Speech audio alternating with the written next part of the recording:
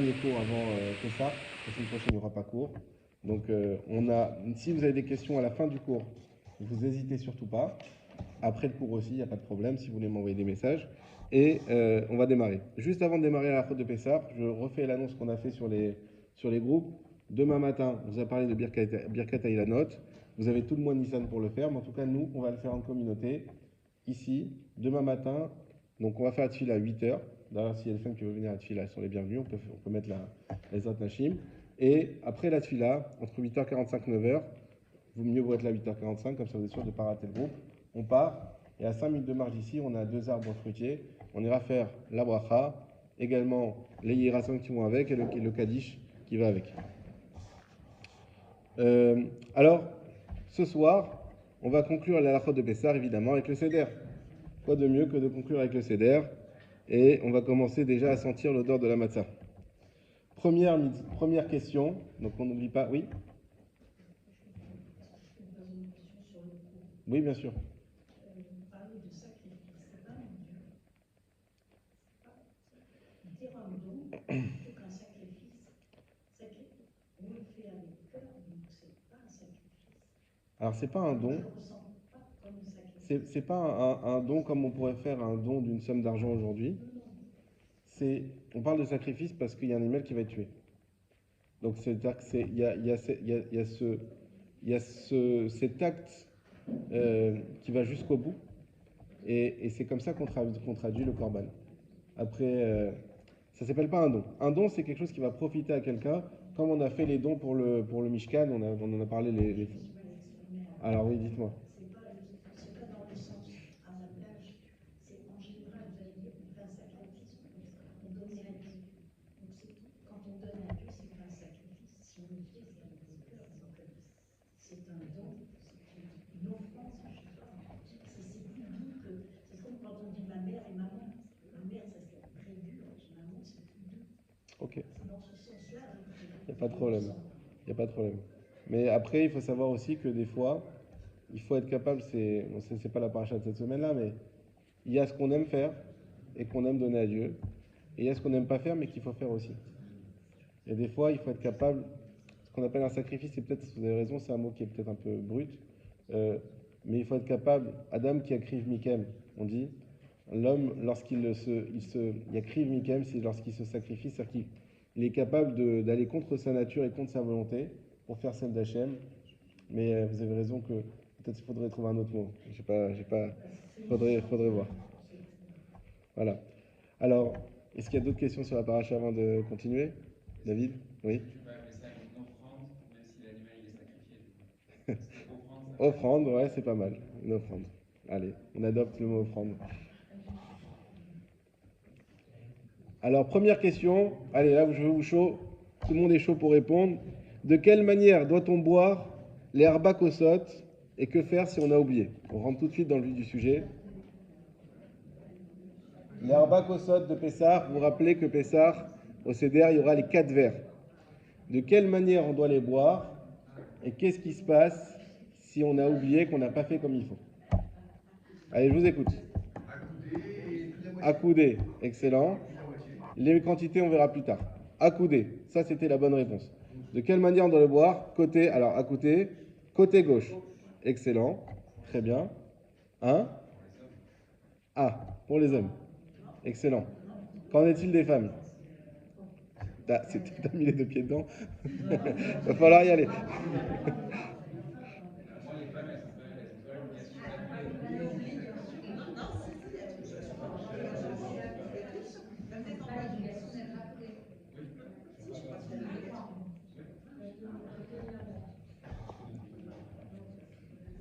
Alors, effectivement, on doit boire accoudé du côté gauche.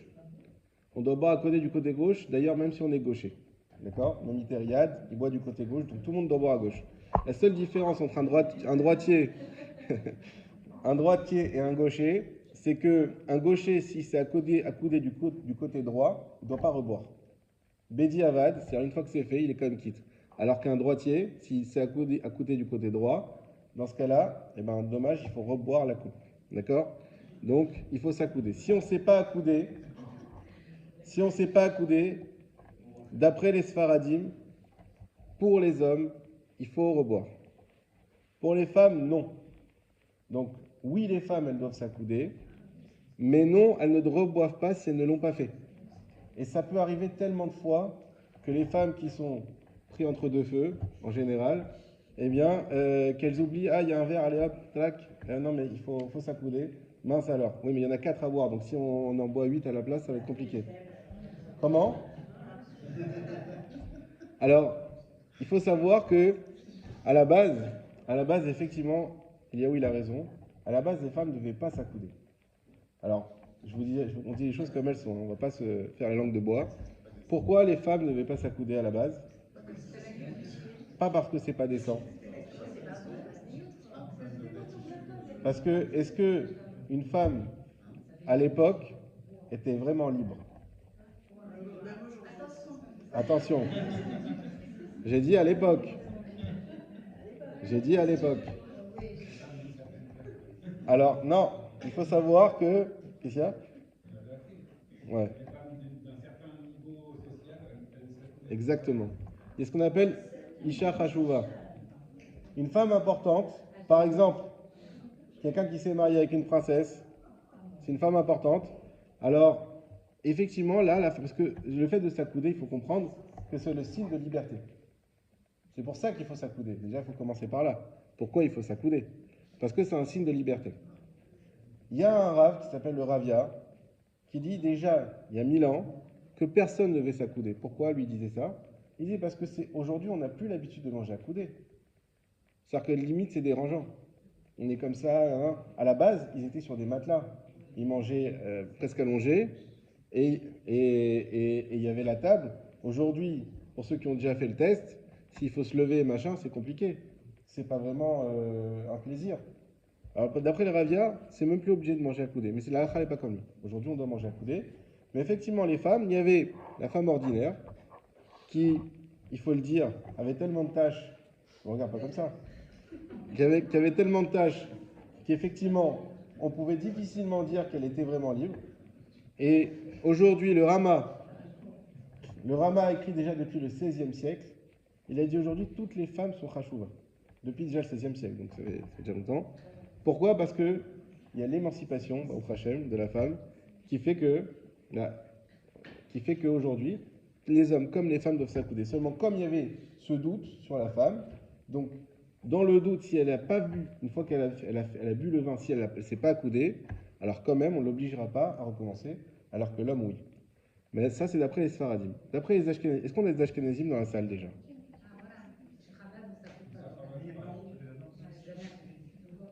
Alors, chez Chabad, je ne sais pas, mais Ashkenazim, s'accoudent. C'est le Rama qui dit qu'il faut s'accouder. Donc, c'est Ashkenazim, il s'accoude et il dit même pour les femmes.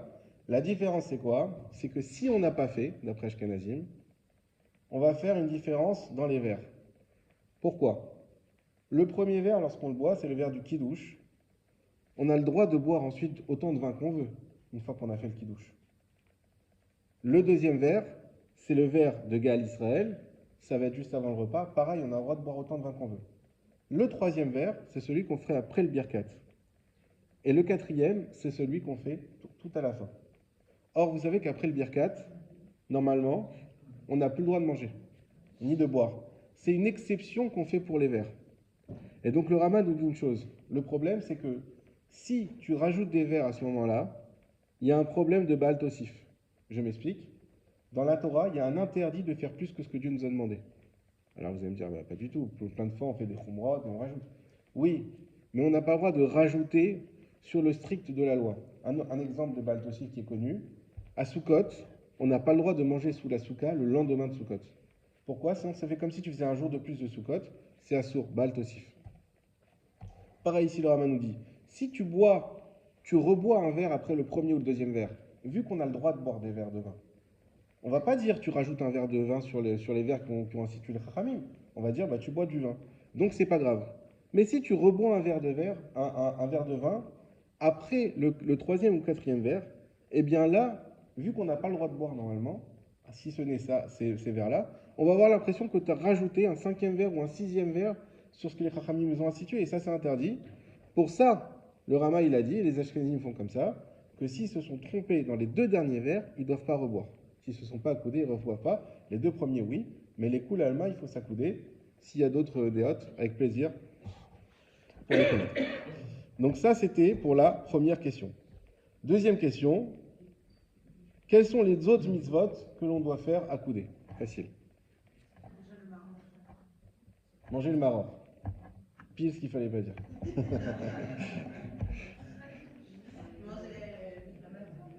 Hein? Afikoman. Le sandwich. Pas de sandwich à Pessah, attention. Le korer. Le korer. Pas le korer. Le korer, pas le korer.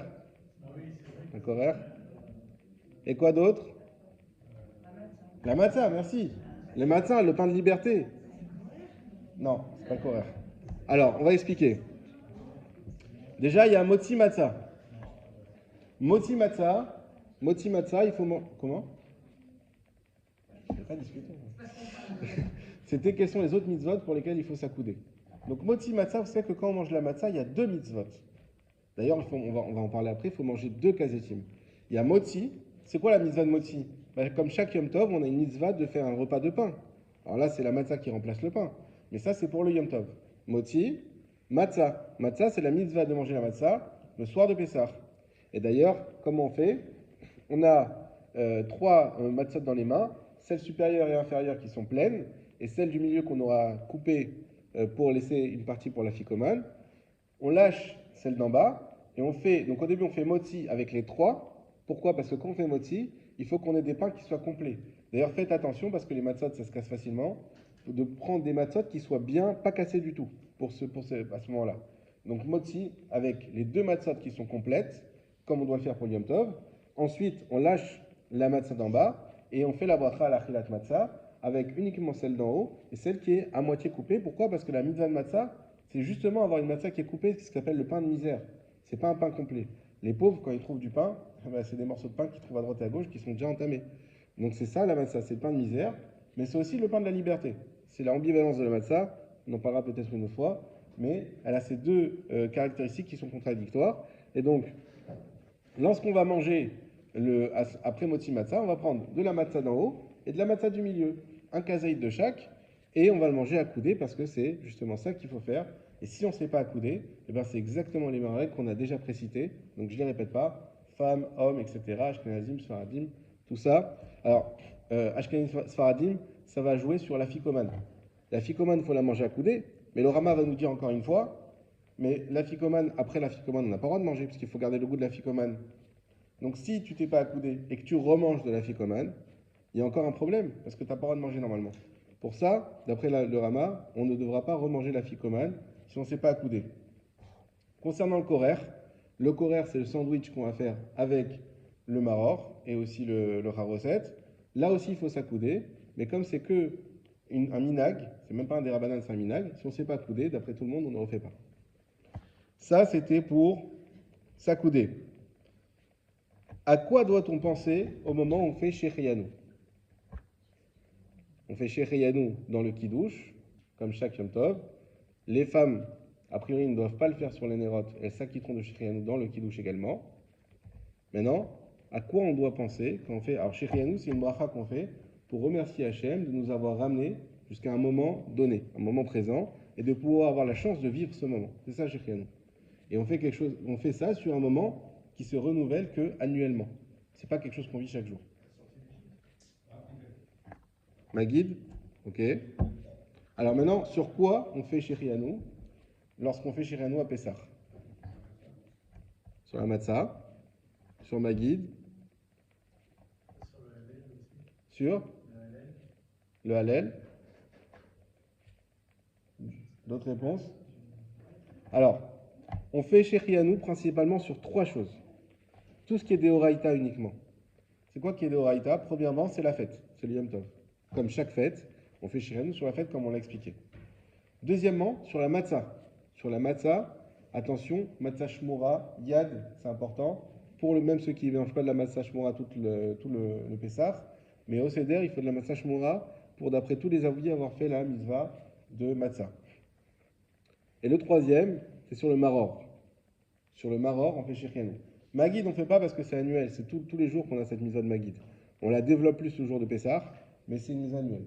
Mais quand on fait Shechrianou, donc il va y avoir cette kavana d'acquitter les mitzvot Matzah, Maror et du Yom Tov pour Shechrianou.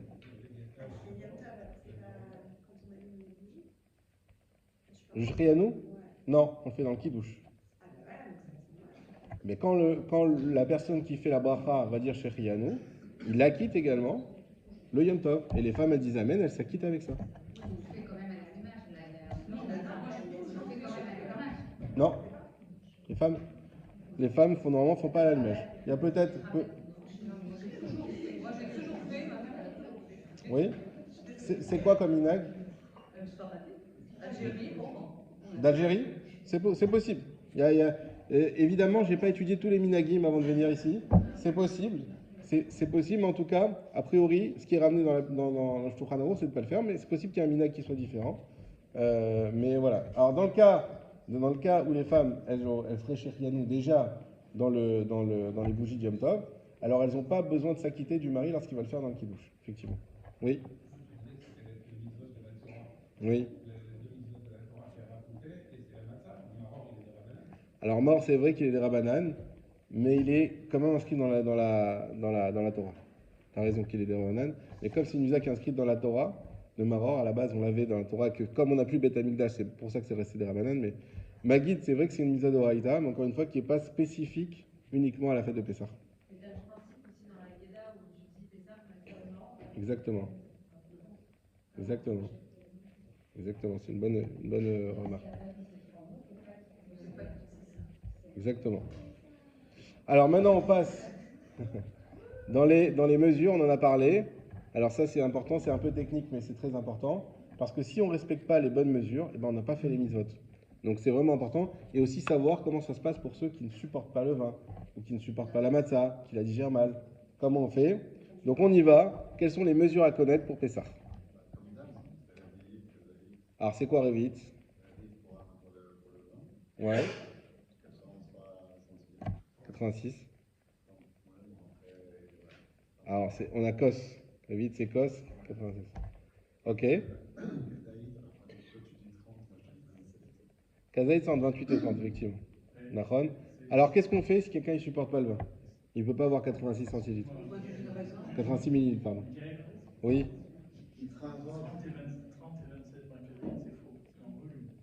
Nahon. Mais le volume correspond souvent au grammage. C'est pour ça qu'on donne. Mais pas pour la massa, parce que la densité est plus faible, donc ça fait 15 grammes. Alors on va voir. Il vient de dire que, en fait, on ne peut pas encore enlever 3 grammes pour les gens qui ne supportent pas la massa. Ah, d'accord. On va voir l'histoire des 15 grammes. C'est pas le lechatri là quand même, il faut le savoir. Normalement c'est 30 grammes aussi pour la massa, mais ceux qui ne supportent pas, effectivement, on va donner. Donc on a parlé de 15 grammes, de 30 grammes pour la massa, on a parlé de Revit pour le vin et aussi de Rov. Alors la règle c'est la suivante. Oui, j'ai ramené des repères graphiques. 15 grammes de matzah, c'est Nahon, je vais vous donner des repères graphiques. Voilà, ne vous inquiétez pas. Alors déjà on va parler des verres de vin. Sachez qu'il y a deux notions dans les verres de vin. La première notion, c'est que le verre, je n'ai pas dit ce qu'on doit boire. Le verre doit faire minimum 8,6 centilitres ou 86 millilitres, c'est pareil. C'est facile à s'en rappeler parce que c'est la valeur numérique du mot verre. Kos, Kaf c'est 20, Vav c'est 6, Samer c'est 60, ça fait 86. Donc le verre lui-même doit faire au minimum. S'il fait moins que ça le verre, si par exemple je bois 2 verres d'affilée, ça ne marche pas. Il faut que mon verre il fasse minimum 86 centilitres et 86 millilitres. Et il y a une deuxième chose à savoir, c'est qu'il faut boire la majorité du verre. C'est pour ça qu'il faut faire attention à ne pas acheter des trop grands verres.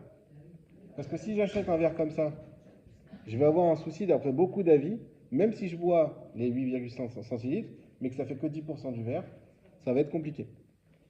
Donc c'est pour ça que pour Pessah, on prend soin d'acheter des verres qui vont, on va dire, qui font à peu près 9 centilitres. Comme ça, on est tranquille. Et à partir du moment où on a un verre qui fait 9 centilitres, on n'est pas obligé de tout boire. C'est mieux de tout boire, mais on peut boire que la majorité du verre. Et donc en réalité, la moitié de 86 millilitres. C'est un petit verre à café, en fait. Ouais. C'est Mais celui qui ne veut pas boire de vin du tout, comment il fait? Alors, celui qui ne supporte pas le vin, il faut savoir que boire du vin, d'après tous les décisionnaires, ça doit être un plaisir. Celui qui n'aime pas le vin, il peut boire du jus de raisin. Celui, et j'en connais un comme ça, il y a des gens qui sont allergiques au tanin. Et ça peut les rendre complètement malades de boire du vin, même du vin blanc des fois, ou qui ne supportent pas sa validité, il n'est pas tour de la mitzvah. Il n'y a aucune obligation de se rendre malade, jamais, dans la Torah. Et donc quelqu'un qui est complètement allergique, ou peu importe, qui ne supporte pas le vin pour x, y raison, il n'est pas tour de la mitzvah. Également, quelqu'un qui sait que la tête va tourner très facilement, alors il vaut mieux boire du jus de raisin, ou peut-être le premier verre, un verre de vin, et ensuite du jus de raisin, ou dilué, voilà, chacun se connaît, ça aussi, il n'y a pas de mitzvah de devenir fou pendant Pessah. Avec du jus de raisin, avec du jus de raisin, avec du jus de raisin, Hazak ou Baruch. Ça c'était pour le verre. Maintenant pour la matzah. Alors la matzah, normalement on va partir du principe, vous prenez de la matzah shmura yad, d'accord? Et là, la matzah shmura yad, vous avez ici, vous voyez les petites lignes, je ne sais pas parce qu'il y a beaucoup écrit une chose, c'est ça la taille qu'il faut prendre, c'est 30 grammes. C'est à peu près la moitié de la matzah. En général, ces matzot font 60 grammes, et donc c'est à peu près la moitié de la matzah. D'accord? C'est-à-dire qu'il faudra prendre, je vous donne d'ailleurs d'abord le meilleur des cas.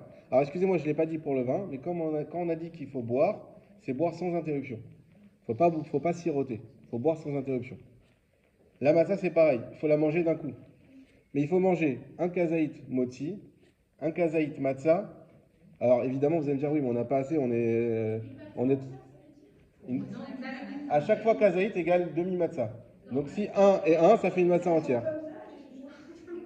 Alors laissez-moi finir. Je vous donne le mieux et après on va donner les... Quoi? 4 minutes. En 4 minutes. Juste. On peut toujours faire. Je parle de l'Echatrila. L'Echatrila, c'est 4 minutes et demie. Maintenant, il faut savoir une chose, c'est que, ce qu'on appelle Kedar Chilat Pras, il faut savoir une chose, c'est que, donc, on n'aura pas assez de matzah pour tout le monde dans la matzah d'en haut et dans la moitié. On prend un petit bout de ça et on complète avec les matzahs du paquet, évidemment. D'accord? Donc il y a un motzi, un matzah, donc il y a 2 kazetines, une matzah complète. Ensuite, on va remanger un kazaït avec le korer, avec le sandwich, donc une demi-matzah. Ensuite, il y en a un autre à la fin du repas avec la ficomane qu'il faut manger bété avon, avec appétit. Donc il faut garder un petit peu de place, sinon on n'a pas fait la mitzvah, si on se force. Et il y en a même qui rajoutent un autre pour zecher, parce que la ficomane c'est zecher les korban pessar. Et il y en a, comme le zecher korban pessar, il se mangeait, on dit yuchluhu, il se mangeait avec la matzah. Il y en a qui rajoutent un autre kazaït aussi. Ça c'est le mieux. Maintenant, il existe aussi des possibilités, si on sait qu'on ne va pas réussir à digérer tout ça, c'est déjà de prendre la moitié, comme vous a dit Binyamin, la moitié de la moitié, un quart de matzah. Au moins, on va dire que le premier kazaït qui est celui de matzah, de la mezzah de matzah, ça on prend un kazaït complet. Pour le korer, pour la ficomane, on peut prendre un quart et on n'est pas obligé de rajouter le deuxième de la ficomane. Donc déjà, ça nous fera uniquement une moitié, un quart, ça ferait une matzah pour la soirée. Je pense que ça peut passer. Maintenant, s'il y en a vraiment qui n'y arrivent pas, effectivement, alors on ne peut prendre que un quart pour motzi matzah, et pas 2 comme on a dit, un quart pour aussi korer et un quart pour afikoman, donc ça fait que 75% de la matzah. Ceux qui ne supportent vraiment pas rien du tout, on peut prendre 9 grammes. 9 grammes, c'est pour les gens malades. Vraiment, si... après, l'autre stade, c'est ceux qui ne peuvent pas vraiment pas en manger, ils ne sont pas tours, comme on l'a dit, pour le vin.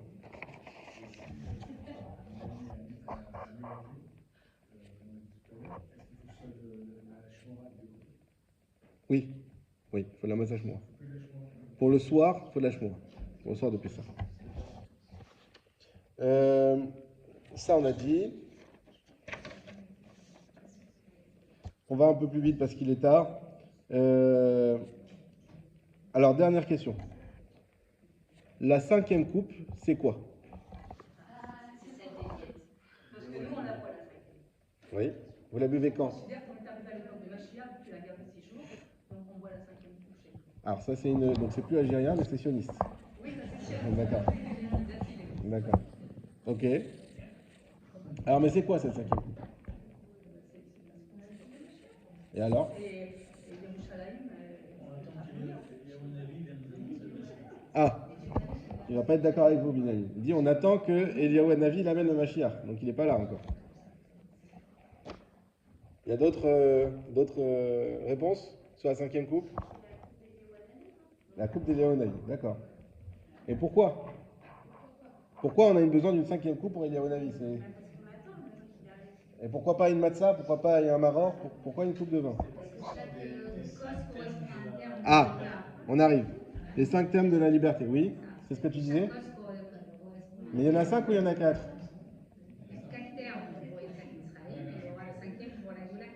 Pourquoi? C'est quoi le 5e terme? Alors voilà. Alors, il faut savoir que déjà dans la Gemara, on parle de cette 5e coupe. C'est pas un minak qui est arrivé récemment. Dans la Gemara, Psachim, on dit que Rabbi Tarfon lui disait qu'il fallait carrément boire la 5e coupe et qu'il disait, d'après lui, qu'il y avait 5 coupes de vin, pas 4. Et pourquoi il y avait cette différence? Parce qu'il y a les langages. Comme si on dit Veotseti, et je vous sortirai d'Égypte. Veitzalti, et je vous sauverai. Vegalti, et je vous délivrerai. Velakarti, et je vous prendrai en tant que peuple. Et ça s'arrête là. Veheveti. C'est quoi Veheveti? Et je vous emmènerai en Israël. De là, les Chachamim nous disent effectivement qu'on a les 4 délivrances qui sont des délivrances de la Havdout, de l'esclavage. Mais on a aussi l'aboutissement de tout ça, c'est d'arriver en Eretz Israël. Et alors, est-ce qu'on y est déjà? Je vous laisserai chacun débattre comme vous le voudrez. Je vais essayer de ne pas perdre des plumes ce soir. Mais en tout cas, l'habitude de mettre la 5e coupe, c'est de dire, a priori, on n'y est pas. C'est pour ça qu'on fait une 5e coupe, pour dire, comme Elie Binyamin, pour inviter Eliyahu Hanavi à se dévoiler, comme ça sera le cas peut-être cette année, Bezrat Hashem, à se dévoiler, à s'emmener. Alors, on est peut-être physiquement en Israël, mais ce qu'on cherche aussi, c'est le Beth Amikdash. C'est ça aussi Israël. C'est d'avoir le temple, d'avoir le service des Kohanim, d'avoir la royauté de David Ameler. C'est ça qu'on attend, de plus avoir besoin de faire de guerre, d'avoir l'assujettissement de tous les peuples aux alentours qui reconnaîtront notre droit à être ici. Et il n'y aura plus besoin de faire tout ça. Et ça sera la Géoula chez les mains. Et pour ça, l'habitude est de se remplir ce 5e verre au début. Alors, il y a plusieurs minagim, mais je vous donne les minagim que j'ai lus principaux. C'est de remplir cette 5e coupe au début de la Haggadah, de la laisser jusqu'à la fin, et d'utiliser ce vin le lendemain. On couvre le vin, on laisse pas de. Vous savez que s'il y a un vin qui est découvert, on n'a pas le droit de le boire le lendemain. On le couvre, tout liquide, exactement, mais surtout le vin, parce que c'est ce qui attire apparemment plus les serpents, etc. Et on couvre le vin, et on l'utilisera, soit on peut le remettre dans la bouteille le lendemain, ou soit on peut le faire directement dessus, on le réutilisera pour le kidouche du Yom Tov matin.